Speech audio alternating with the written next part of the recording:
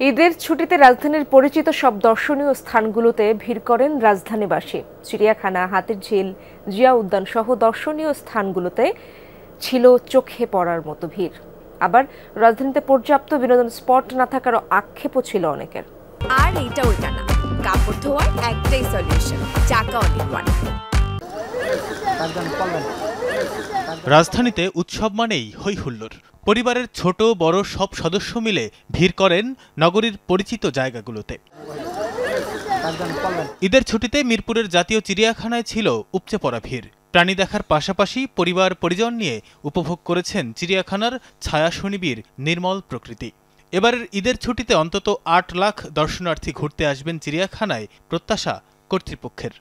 বাঘগুলো আমরা দেখেছি শুয়ে আছে, আর মানুষদেরকে দেখে চারদিক ঘুরছে। সজারও দেখেছি আর পাখি দেখেছি।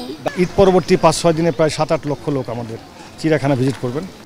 রাজধানীর যমুনা ফিউচার পার্কের যমুনা ফিউচার ওয়ার্ল্ডে আয়োজন করা হয় বর্ণাঢ্য ঈদ আয়োজন। ফান রাইডের পাশাপাশি বাঙালি সংস্কৃতিকে মাথায় রেখে আয়োজন করা হয় ঐতিহ্যবাহী পুতুল নাচ, ম্যাজিক শো আর মাস্কট শো শিশুদের পাশাপাশি বড়দেরও আকর্ষণ করে।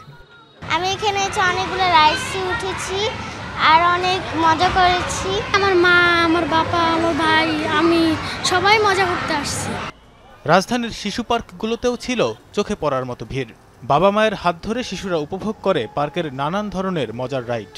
ঢাকাতে তো এমন খুব কম পরিবেশই আছে যেখানে মানুষ একটু বিনোদন করতে পারে, তো সেই উপলক্ষে এখানে আসা আর কি। এখন একটু ঘোরাঘুরি করে ভালো লাগছে, রাস্তাঘাট ফাঁকা, ঈদের সময় ভালো লাগছে। রাজধানীবাসীর অনেকেই ভিড় করেছেন হাতিরঝিল, রবীন্দ্র সরোবর সহ বিভিন্ন জায়গায়। নভ থিয়েটার, সামরিক জাদুঘরের মতো দর্শনীয় স্থানগুলোতেও ভিড় করেন নগরবাসী।